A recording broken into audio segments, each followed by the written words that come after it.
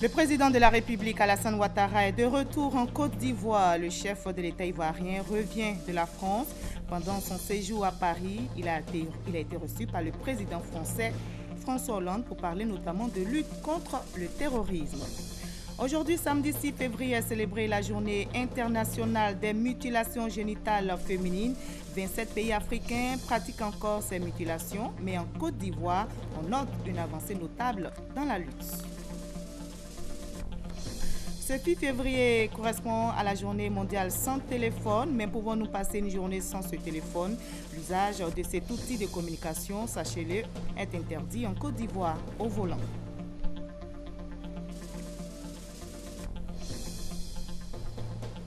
Au moins 16 personnes ont perdu la vie dans la nuit d'hier à aujourd'hui après un séisme de magnitude 6,4 qui a frappé le sud de Taïwan. Bonsoir à tous, bienvenue dans le 20h sur RTI 1. Ajouté au sommaire de cette édition, la page culture, nous parlons aujourd'hui de piratage des œuvres musicales en Côte d'Ivoire que perdent les artistes, producteurs et éditeurs de musique. Quelles sont les solutions envisagées pour lutter contre le piratage des œuvres de l'esprit qui s'est aujourd'hui professionnalisé au détriment des structures de distribution légale? Nous poserons toutes ces questions dans quelques minutes à notre invité de la page culture, Henri Catier, président de l'Association des producteurs et éditeurs de musique de Côte d'Ivoire. Mais avant, voyons en image l'arrivée du président de la République, Alassane Ouattara, à Abidjan ce samedi. Le chef de l'État revient de la France. Pendant son séjour à Paris, il a été reçu par le président français, François Hollande. Les échanges ont porté sur les questions de coopération bilatérale. Ils ont aussi parlé de la lutte contre le terrorisme dans la sous-région ouest-africaine. Avant la France, sachez que le président Ouattara était à Addis Abeba, en Éthiopie, du 28 au 30 janvier dernier pour prendre part au 26e sommet des chefs d'État de l'Union africaine. Peut-on vivre sans téléphone portable? Ou encore, peut-on passer une journée sans son téléphone? Les accros ou non de cet outil de communication sont invités à répondre à la question à l'occasion de la journée mondiale sans téléphone portable célébrée aujourd'hui samedi 6 février. Et à propos de téléphone portable en Côte d'Ivoire, sachez qu'il est interdit de l'utiliser pendant la conduite. Mais la mesure prise par le gouvernement ivoirien en 2013 est-elle respectée par les automobilistes? Quel constat après la décision d'interdiction de l'usage du téléphone au volant? Élément de réponse avec Rascando. L'usage du téléphone portable au volant, cette pratique est interdite depuis un peu plus de 2 ans. Mais il est toujours difficile pour les automobilistes de se passer du téléphone. Je suis habitué à téléphoner au volant quand ils sont en train de rouler. Parce que quand on m'appelle ces gens, ils sont obligés de décrocher. Si ils ne décrochent pas aussi, c'est pas bon. Tu vois, non. Il ne peut pas garder aussi pour décrocher, pour causer. Donc là, ils sont obligés d'appeler ici. On décroche pas, bon. Souvent, si tu ne décroches pas, bon, ça peut être urgent. Raison pour laquelle on décroche. Ça nous fatigue aussi. Sous la direction, le portable aussi, ça fatigue. Des arguments rejetés par d'autres conducteurs, ces derniers optent pour la prudence. Quand on m'appelle, je ne décroche pas le téléphone. Je gare et je prends ma communication.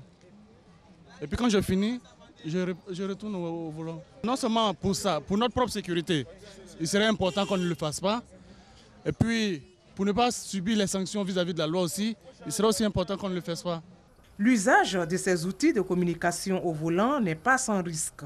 Que ça crée des accidents et puis ça fait qu'ils conduisent mal, ils ne voient pas la route et tout, ils sont distraits, peuvent cogner des enfants et tout. Les habitudes ont la peau dure. Pour certains automobilistes, il faut sévir pour éviter de telles pratiques. On surprend quelqu'un avec le téléphone, il faut prendre le téléphone. Le chauffeur, à Gamay, on arrache son téléphone. Il va à Cocody, on arrache son téléphone. À Yopou, on arrache le téléphone. Suite aussi à la rigueur, bon, la sanction est prise, voilà, que ça va s'arrêter. L'utilisation du portable au volant, une situation qui cause des désagréments sur les routes. Selon l'Office de sécurité routière, près de 25% d'accidents sont dus à l'imprudence des conducteurs. Pour réduire ce taux, des campagnes de sensibilisation sont menées et l'OSER compte prendre des mesures pour freiner ce phénomène. Nous allons envoyer nos éléments sur la voie publique pour sanctionner tous ceux qui ne respectent pas les dispositions réglementaires, en particulier le téléphone au volant. Nous avons des carnets de contravention pour ceux qui font l'excès de vitesse. Nous avons des carnets de contravention pour ceux qui ont un véhicule en mauvais état mécanique qui circule. Mais nous n'avons pas encore de carnets de contravention concernant le téléphone au volant et puis les autres infractions. Nous allons rédiger ce carnet de contravention et c'est fort de cela qu'on va aller sur la voie publique pour sanctionner ceux qui téléphonent pendant qu'ils sont en train de conduire. En attendant, les services de Lozère disent ne pas encore disposer de statistiques sur l'incidence de la décision prise par le gouvernement depuis le 18 octobre 2013. La mesure vise à réduire le nombre d'accidents de la route. Les contrevenants s'exposent à la rigueur de la loi. En cas de non-respect, une contravention de 10 000 francs CFA est exigée. Mais les forces de l'ordre et de sécurité, les agents de secours et d'assistance ne sont pas concernés par cette décision. Voilà les automobilistes qui sont invités à se passer de leur téléphone quand ils sont au volant et la décision gouvernementale vise à réduire le taux d'accidents sur nos routes. Je vous l'annonçais, le président de la République, Alassane Ouattara, est de retour en Côte d'Ivoire. Il était en France et à son arrivée, il s'est adressé à la presse. Nous écoutons le chef de l'État. Je viens de rentrer de Paris où j'ai eu un entretien avec le président François Hollande le jeudi dernier. Et évidemment, c'était l'occasion de lui réitérer nos condoléances pour les attaques terroristes que la France a subies en novembre dernier, mais également de lui dire combien nous sommes tous attachés à développer des stratégies et à nous protéger contre le terrorisme qui a frappé également nos frères du Mali et du Burkina Faso. L'entretien a été très fructueux. Nous avons passé en revue les questions bilatérales, également les questions de coopération, en plus des questions de sécurité. Vous savez tous que la France a un point important dans notre économie, dans notre pays, le nombre d'entreprises françaises, l'importance de la communauté française. Et nous sommes félicités de l'excellence de ces relations de coopération.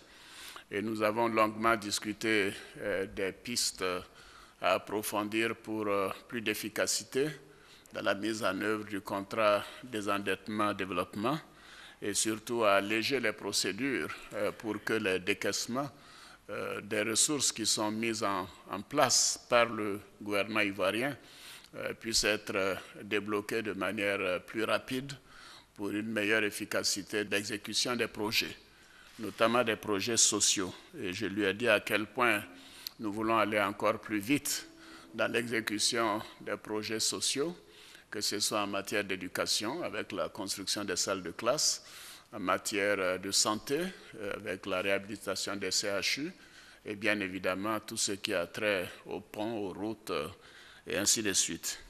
Nous avons également abordé les questions régionales et internationales, notamment la lutte contre le terrorisme, et j'ai demandé aux autorités françaises de nous aider à renforcer ce que nous faisons sur place. Ils ont été très impressionnés par toutes les mesures qui ont été développées par nos responsables de la sécurité. Je voudrais en profiter pour vous féliciter, Monsieur le Premier ministre, le ministre chargé de la Sécurité et de la Défense et les généraux pour tout ce que vous avez déployé avant et depuis les attaques de Bamako et de Ouagadougou. Nous ferons en sorte que cette vigilance soit maintenue au cours des prochains mois jusqu'à ce que nous ayons des éléments qui puissent nous rassurer que nous pouvons diminuer le dispositif. Cela va coûter de l'argent, mais j'ai donné des instructions au Premier ministre, ministre de l'Économie et des Finances, de dégager les ressources nécessaires car, comme on dit, la sécurité n'a pas de prix. Et nous tenons à apaiser et à renforcer la sécurité des Ivoiriens. Et évidemment, avant ma visite en France, je me suis rendu à Addis Abeba pour le 26e sommet ordinaire des chefs d'État et de gouvernement de l'Union africaine. C'était un sommet important consacré aux droits de l'homme, avec une attention particulière pour les droits des femmes. Et cela a été l'occasion pour les États africains de s'approprier la question du genre. Tous les chefs d'État ont pris des engagements concernant la politique du genre et le respect des droits de l'homme. Au cours de ce sommet, le président du Tchad, le président Idriss Déby Itno, a remplacé le président Robert Gabriel Mugabe comme président de la conférence des chefs d'État de l'Union africaine. En marge du sommet, j'ai participé à deux importantes réunions. D'abord le MAEP, la manière dont les chefs d'État évaluent l'évolution de la situation économique et de développement des pays pour apporter notre contribution. À cette occasion, nous avons indiqué que la Côte d'Ivoire se portait bien. Les critères économiques sont parmi les meilleurs au monde et cela a été remarqué et félicité par les autres chefs d'État. Nous avons également participé au Conseil de paix et de sécurité de l'Union africaine. Évidemment, cette structure se tient avant la conférence des chefs d'État pour trouver les voies et moyens de renforcer la sécurité et la paix sur notre continent. Et à cette occasion, nous avons longuement parlé du terrorisme, des mesures qui ont été prises dans la plupart des pays, notamment la bande sahélo-sahélienne. Et nous avons également évoqué les crises au Burundi et au Soudan. Et comme vous l'avez suivi, une délégation de 6 chefs d'État doit se rendre au Burundi pour essayer d'amener les autorités actuelles à trouver une solution qui puisse préserver les vies humaines. Pendant cette rencontre de l'Union africaine, j'ai eu plusieurs entretiens. Le plus important avec mon jeune frère, le président Roch Marc Christian Kaboré du Burkina Faso. C'était des entretiens fructueux, importants. Il fallait reconstruire la confiance, je crois que c'est chose faite, et consolider les liens d'amitié et de fraternité qui existent entre la Côte d'Ivoire et le Burkina Faso. J'ai également échangé avec la présidente Ellen Johnson Sirleaf du Libéria et nous avons ensemble adressé une lettre au secrétaire général de l'ONU pour demander l'extension de la présence des forces de l'ONUCI et du MINUL jusqu'en 2017, puisque évidemment le Libéria a des élections présidentielles et législatives en octobre-novembre 2017. Et Mme Johnson Sirleaf a souhaité que la MINUL puisse rester un peu plus longtemps. Et bien sûr, nous voulons l'accompagner. J'ai eu l'occasion aussi de m'entretenir avec le président Ismaïl Omar Guelleh de Djibouti. C'était une rencontre d'amitié, de fraternité. Et j'ai rencontré également la conseillère du président Hollande, le haut-commissaire des Nations Unies pour les réfugiés, le conseiller spécial du Premier ministre japonais, M. Shinzo Abe, qui était porteur d'une invitation à prendre part au TICAD 6, qui doit se tenir au Kenya en août 2016. Comme vous pouvez le constater, à Addis Abeba, les journées que nous avons passées là-bas étaient bien chargées. J'étais accompagné d'une forte délégation, non seulement le ministre des Affaires étrangères, le ministre de l'Intégration africaine, mais les ministres chargés des droits de l'homme, de la promotion de la femme et des membres du cabinet présidentiel. Je voudrais les remercier toutes et tous. J'ai suivi, comme vous tous, l'actualité concernant le procès de l'ancien président Alain avec le jeune frère Blé Goudé.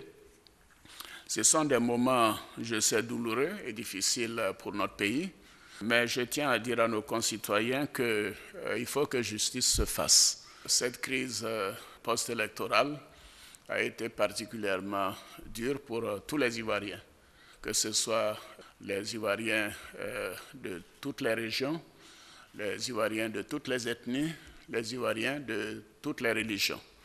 Et c'est un moment qui ne sera pas facile.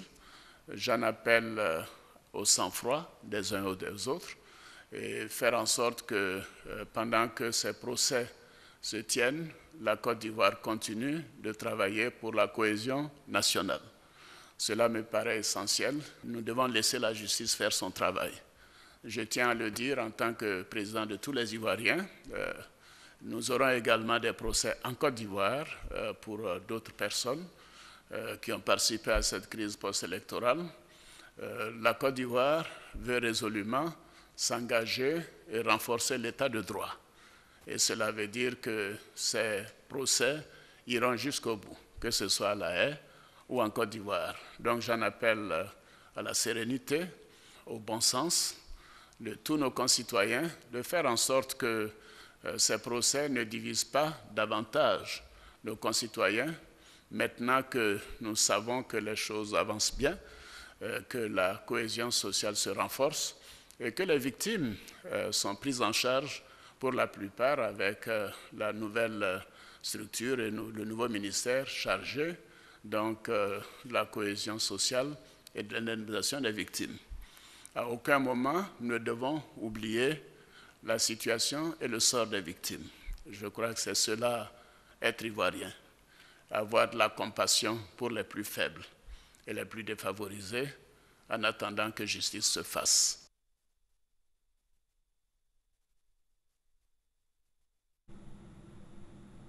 Intéressons-nous maintenant à une journée célébrée ce 6 février. C'est la journée internationale des mutilations génitales féminines.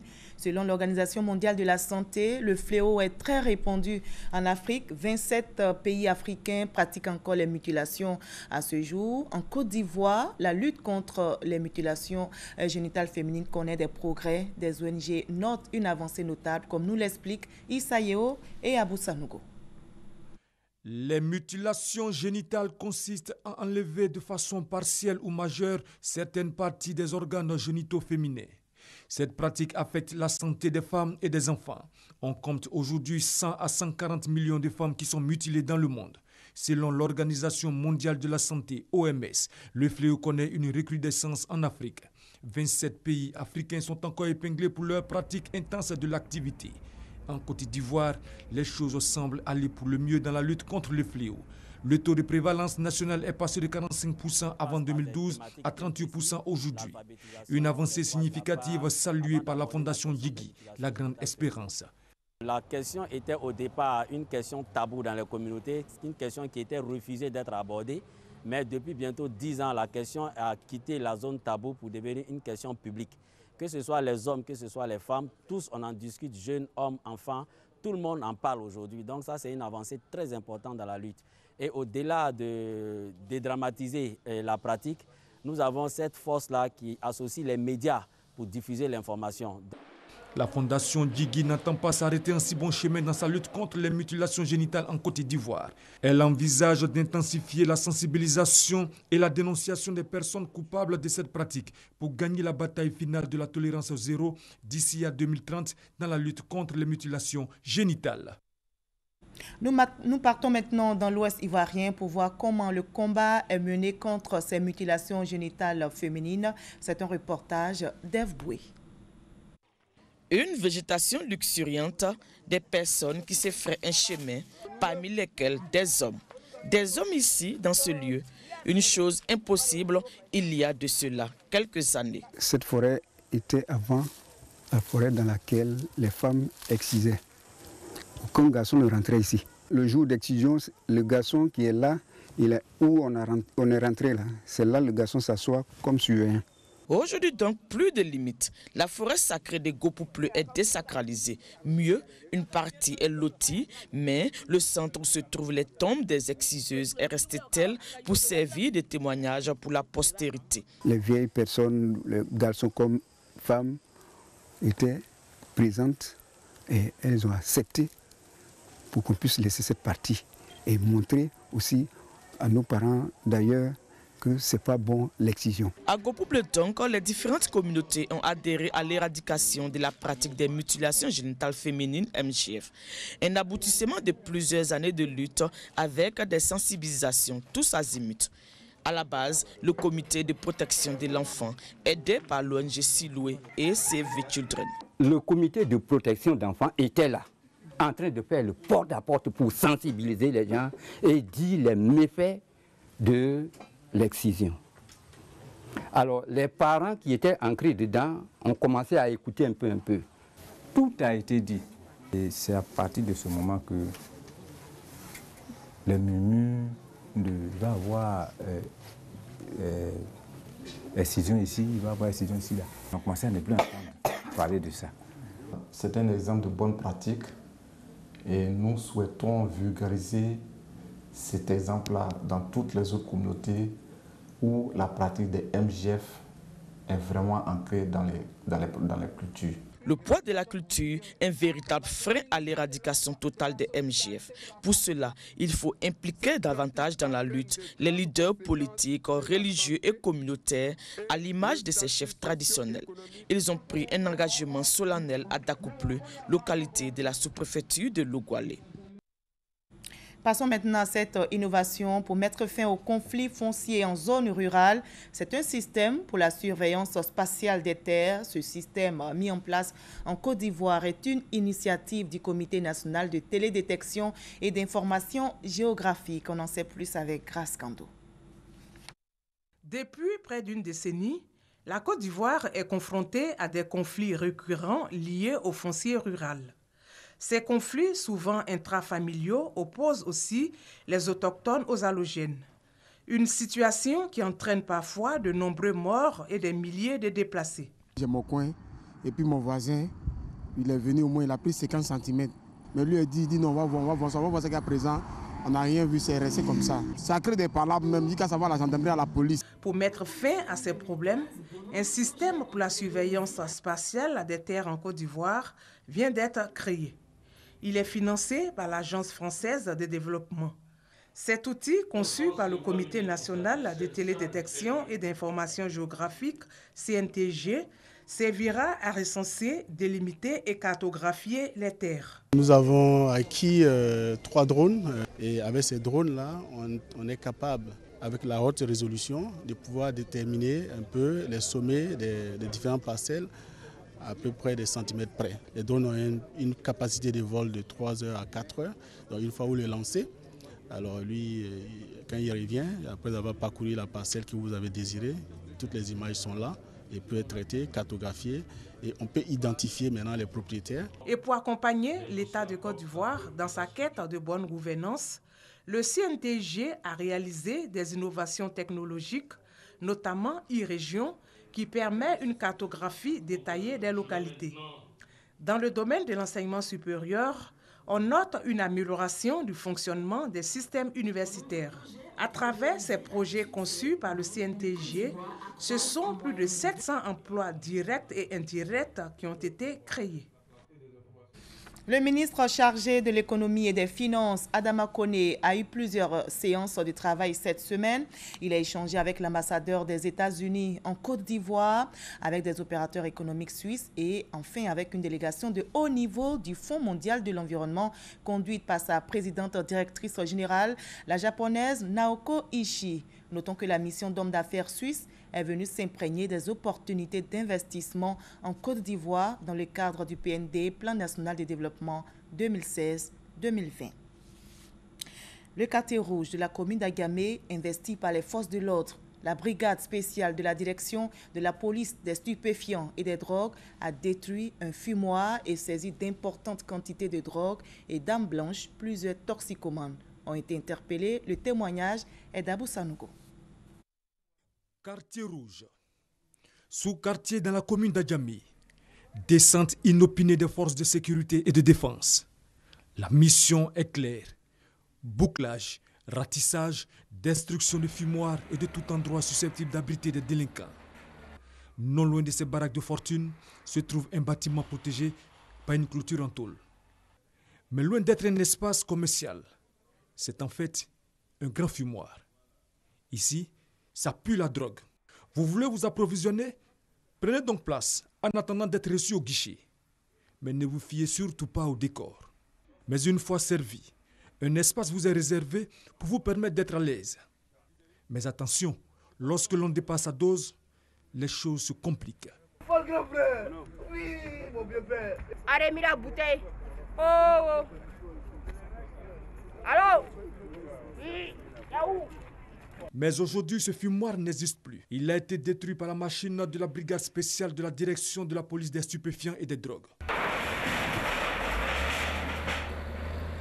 De la drogue, notamment la cocaïne et l'héroïne, des comprimés Rivotril et diazépam, des pipes, des armes blanches, un canon scié saisi, et une dizaine d'individus interpellés. Depuis l'an dernier, nous avons démoli ce fumoir avec un bulldozer. En moins d'un an, ils ont reconstruit le fumoir. Et là, moi, je lance un appel pour dire que ça s'étend sur Abidjan et sa banlieue. L'opération a été menée par la brigade spéciale de la direction de la police des stupéfiants et drogues, la compagnie d'intervention de la préfecture de police d'Abidjan, le 3e arrondissement d'Adjamé, la police criminelle, les CRS 1 et 2, le district de police d'Adjamé, appuyé par le Centre de coordination des décisions opérationnelles CCDO.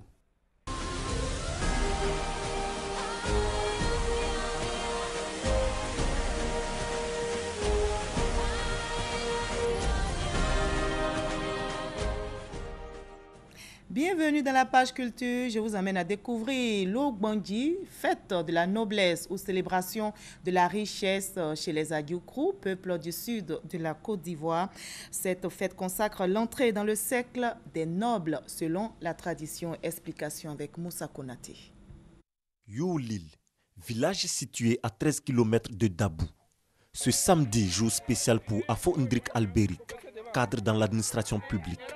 Vêtu de tenues traditionnelles et d'objets de valeur, il célèbre l'Angbandji, fête de la noblesse aux célébrations de la richesse. L'Angbandji est une fête des nobles, des gens qui ont eu à la sueur de leur front les moyens et qui invitent la population. Venez, ensemble nous allons partager ce que j'ai. L'Angbandji, c'est la fête des riches. En pays Agiokrou, peuple du sud de la Côte d'Ivoire, l'Angbandji est une occasion de réjouissance. Le célébrant exprime sa reconnaissance à toute sa communauté pour le soutien. Il sillonne tout le village accompagné de ses parents, amis et familles sous un parapluie comme un roi. À mi-chemin, le cortège se dirigeant vers la place publique est bloqué. Question de se conformer à un principe. Nous avons fait l'Angbandji. Et quand on accompagne ceux qui veulent faire maintenant l'Angbandji là, on a un droit de déplacement. On a eu maintenant le transport, donc on les accompagne. La tradition est donc respectée.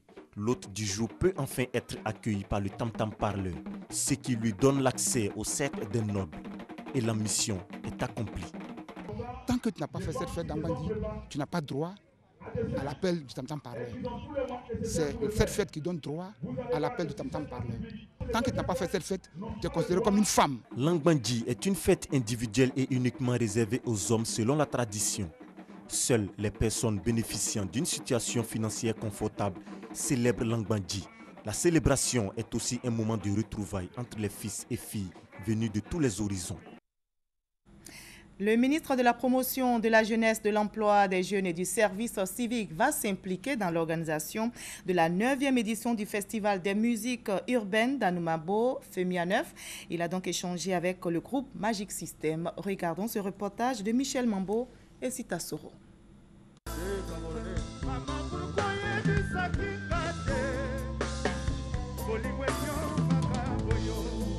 Le FEMIA 9, c'est pour bientôt. L'événement va se dérouler au mois d'avril et c'est pour s'enquérir de l'avancée des préparatifs que le ministre de la Promotion de la Jeunesse, de l'Emploi des Jeunes et du Service civique, Sidi Tiemoko Touré, a tenu à rencontrer les initiateurs, le groupe Magic System. Nous avons la caution du ministre pour mener nos activités parce que cette année, on va beaucoup parler de jeunesse. Et si le ministre même s'engage avec nous, c'est que vraiment la jeunesse occupe une place importante, non seulement pour le FEMIA, mais surtout pour le ministère de la Promotion de la Jeunesse, de l'Emploi des Jeunes et du Service civique. Autre bonne nouvelle pour les magiciens du Zouglou, le président du PDCI RDA et du directoire du RHDP, Henri Konon-Bédier, a donné son accord pour parrainer l'événement au grand bonheur du Quatuor. Avec le Festival des musiques urbaines d'Anoumabo FEMIA, le groupe Magic System investit chaque année dans les projets sociaux partout en Côte d'Ivoire.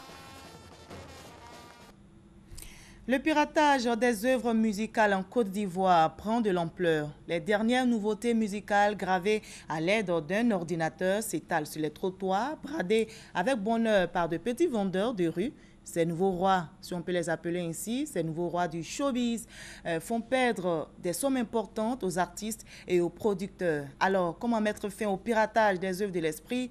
Nous nous tournons à présent vers notre invité. Bonsoir, monsieur Henri Catier. Bonsoir, bonsoir, madame. Alors, à quel moment parle-t-on de piratage des œuvres de l'esprit? Pour avoir une idée nette sur la question. Oui, je vais expliquer tout doucement. C'est quand on prend l'œuvre d'un artiste, ça veut dire le CD d'un artiste, et on les duplique. Ça veut dire on les fabrique en quantité énorme et destinée à la vente, sans l'autorisation du propriétaire de cette œuvre-là, qui sont les producteurs. Donc de l'artiste. De l'artiste. Donc il n'y a pas de contrat signé avec ce monsieur. Il fabrique beaucoup de CD, il va les vendre sans l'autorisation de l'artiste et sans l'autorisation du producteur. En ce moment, on parle de piratage. D'accord. Alors, ce phénomène a pris de l'ampleur. Beaucoup. Quand on part dans le passé depuis 2000. Oui. Comment vous l'expliquez? Quand la crise est arrivée, il y a beaucoup qui se sont transformés en vendeurs de CD. Et je pense qu'ils gagnent leur vie comme ça, mais moi, je pense que ça doit être ça. Et nous, de ce côté-là, on a eu tellement de problèmes. Toutes les maisons qui étaient des maisons qui vendaient des CD, les maisons de distribution ont tous fermé la porte. On a tous mis la clé sous le paillasson parce qu'on ne pouvait plus tenir. La concurrence était trop forte. Nous, on a des charges énormes, mais ceux qui piratent les CD n'ont pas de charges. Donc, on ne pouvait pas tenir, donc on est obligé de mettre la clé sous le paillasson. Et en ce moment, c'est un peu difficile pour les producteurs qui sont en Côte d'Ivoire. D'accord. Et ces CD exposés sur les trottoirs sont vendus à des tarifs imbattables, 1000 francs, voire 500 francs CFA. Maintenant, les CD sont passés à 500 francs. Dans le temps, c'était à 1000 francs, maintenant, c'est à 500 francs. Ils peuvent même vous vendre 2 CD pour 500 francs. Parce que maintenant, c'est grave. Et nous, on ne peut pas tenir avec eux parce qu'on a les charges. Et ce prix-là est en dessous du prix du disque original acheté dans un magasin. Voilà, c'est ça. Nous, on vend les disques à 2500 francs parce qu'on a des charges, on a l'impôt, on a les employés à payer, on a beaucoup de charges. Eux, ils n'ont pas de charges. Donc, ils achètent un CD à 100 francs. Et ils ne payent pas aussi d'impôts? Ils ne payent pas d'impôts. Ils ont une photocopieuse, ils photocopient l'image de l'artiste et ils le mettent dans le CD et puis ils vont voir. D'accord. Mais on voit des artistes vendre eux-mêmes leurs œuvres dans certains endroits publics, dans les marchés, dans des restaurants, où ils gravent ces CD. Il y a beaucoup qui gravent les CD à la maison. C'est ce qu'on appelle les tout graveurs. Donc ils participent eux-mêmes au phénomène du piratage? Bon, c'est difficile à dire parce que, si tu veux, c'est difficile parce qu'il n'y a plus de maison de... Parce qu'on ne peut pas décrier quelque chose et en même temps participer. Non, mais faut remarquer, ceux qui vendent, les artistes qui vendent leurs CD, c'est des CD stickés. Ils ne vendent pas des CD comme ça, c'est des CD stickés. Ils sont le Burida, ils ont payé les droits et ils viennent de revendre sur la place parce que le réseau de distribution n'existe plus. Donc, ils vont eux-mêmes vers les consommateurs et ils vendent leurs CD. Sinon, c'est des CD vraiment stickés. D'accord. Donc, alors, comment expliquer la difficulté dans la lutte contre le piratage? Bon, ça, c'est... À quel niveau se trouvent les difficultés? Les difficultés se trouvent au niveau de... Moi, je pense que les CD aujourd'hui vont disparaître. Dans quelques temps, les CD vont disparaître et on va passer au numérique. Donc, moi, je pense que c'est ce qui est le problème aujourd'hui. Ce sont les solutions que vous prévoyez. Voilà, les solutions. Depuis que vous menez la lutte contre le piratage, le piratage prend de l'ampleur. Alors, à quel niveau se trouvent les difficultés? Les difficultés se trouvent au niveau que, bon, on a pris une brigade qui devait lutter contre la piraterie, mais c'est très difficile. C'est difficile, ça fait des années qu'on lutte. Mais on a même souvent les maisons de distribution, chacun apportait des moyens pour aller lutter contre ces gens-là, mais on n'arrive pas. On n'arrive pas. Donc moi, je pense que je vais tourner vers l'État pour que l'État puisse nous aider. Parce que la difficulté, on n'arrive pas. Ça fait des années on essaie, mais c'est impossible. Il y a une loi qui existe, elle a été cette loi de 1996. Moi, je pense que bientôt... Qui inflige même une amende à ces vendeurs de CD, de DVD. Non, mais ça marche pas. Ça marche pas. Moi, je pense que... Vous pensez quoi? La loi n'est pas appliquée? C'est pas appliqué. C'est là, mais c'est pas appliqué. Mais on a vu des arrestations de vendeurs de CD dans les rues, par le Burida, par exemple. Mais ça tient pas. Ils sont relâchés après. D'accord. Ça marche pas. D'accord, on ne va pas épiloguer là-dessus. On va parler maintenant des solutions que vous prévoyez pour mettre un thème au piratage des œuvres de l'esprit. Moi, je pense que la solution, aujourd'hui, toutes les maisons qui ont mis la clé sur le paillasson se sont associées. Chacun a apporté son catalogue. Vous parlez de ces maisons de distribution? Ces maisons de distribution. Vous êtes on s'est associés, chacun a apporté son catalogue et on a mis en place une plateforme qu'on appelle Wimbo. Wimbo, c'est la plateforme faite par les Ivoiriens, mais pour les Africains, pour une fois. Et sur cette plateforme, on peut télécharger de la musique. Voilà. Ça, c'est une solution, parce que bientôt, quand le CD physique va disparaître, parce que le CD physique ne se vend plus, donc on passe maintenant au numérique. C'est une des solutions. La boutique physique va physique disparaître au profit d'une boutique numérique. Quelles sont les balises que vous avez mis autour pour contourner certainement ceux qui vont avoir l'idée de faire encore des piratages? Je crois que les techniciens de cette plateforme ont pensé à ça. Ils ont pensé Mais à ils ne ça. sont pas sur ce plateau, vous êtes là pour nous expliquer. Ils ont pensé à ça. En quoi est-ce qu'il est efficace? Voilà, il est très efficace. Ils ont balisé. Et qu'est-ce qu'on a fait? C'est que les jeunes qui sont dans la rue, qui prennent les clés USB, qui téléchargent la musique illégalement, qu'est-ce qu'on a fait? On va les reconvertir. C'est-à-dire, on va les reconvertir. Ils vont venir travailler sur la plateforme aujourd'hui. Vous les avez déjà recensés? On a recensé. On a croisé d'autres qui sont venus. On a discuté avec eux. Ils sont prêts à travailler avec nous.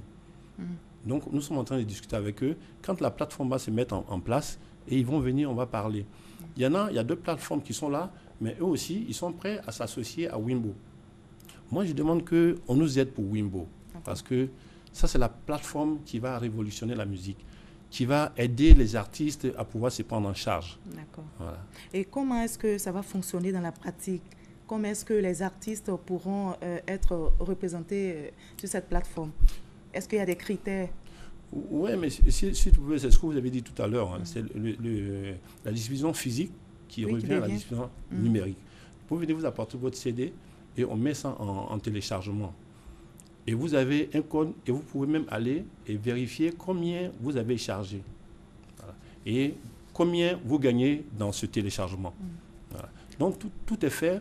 Et le Bureau aussi, il y a une partie qu'on lui paye. Donc, les artistes, à ce niveau, il n'y a vraiment pas de problème. Tout le monde gagne dedans. Avant, dernière question, est-ce que cette plateforme, c'est un projet ou bien ça a vu le jour? La plateforme a vu le jour. Elle est disponible. Elle est là. Quand vous cliquez, Wimbo, elle sort. Elle est là. Donc, moi, ce que je demande qu'on nous aide, je lance un cri de cœur au ministre de la Culture. Quand vous demandez de vous aider? Oui, au ministre de la Culture. Vous aidez comment? Qui s'approprie Wimbo. Parce que c'est la plateforme des Ivoiriens. Et aujourd'hui, au moins, s'ils nous aident, la piraterie va disparaître et les artistes seront très heureux en Côte d'Ivoire. Alors, vous pensez que c'est la solution efficace? On ne parlera plus de piratage d'œuvres de l'esprit avec cette plateforme? C'est sûr et certain. Merci beaucoup, M. Katié, en tout cas d'avoir répondu à nos questions. Merci. Et on souhaite que les artistes puissent vivre de leur art. C'est moi qui vous remercie. Le Zimbabwe a déclaré hier l'état de catastrophe naturelle pour alerter sur la pénurie alimentaire qui touche le pays. Le pays donc est traversé par une sécheresse inhabituelle. Victime de la grave sécheresse qui touche l'Afrique australe, le Zimbabwe peine désormais à nourrir sa population. Il s'est déclaré vendredi en état de catastrophe naturelle. 16 000 vaches sont déjà mortes et 75% des récoltes saccagées selon le gouvernement. Le pays doit importer massivement du maïs, l'aliment de base du Zimbabwe. En déclarant cette sécheresse catastrophe naturelle et en apportant les preuves qu'elle aura un impact sur la vie de la population, cela met l'accent sur le Zimbabwe et la région sud de l'Afrique afin que les donateurs et la communauté internationale reconnaissent que nous avons entre nos mains un énorme problème. 2,44 millions de personnes en situation d'insécurité alimentaire, affirme le gouvernement, pour qui les sanctions imposées par l'Occident contribuent à la baisse de la production. Pour ses détracteurs, la réforme agraire du président Robert Mugabe a fragilisé l'agriculture du pays. À partir d'avril, commencera une saison sèche de 5 mois. Et c'était un commentaire d'Abou Sanogo. Plusieurs personnes sont mortes dans la nuit d'hier à aujourd'hui après un séisme de magnitude 6,4 qui a frappé le sud de Taïwan. Les secours continuent de chercher des survivants dans les décombres d'un immeuble de 16 étages. Les équipes de secours poursuivent toujours les recherches appartement par appartement. Pour l'heure, une dizaine de personnes ont perdu la vie et plus de 300 blessés selon le dernier bilan. Un séisme de magnitude 6,4 a frappé le sud de l'île de Taïwan ce samedi matin, provoquant l'effondrement de 4 immeubles dans la ville de Tainan. Les recherches continuent autour d'une tour de 16 étages. D'autres victimes sont encore sous le décombre. Selon les responsables, l'immeuble comptait 96 habitations et 256 habitants.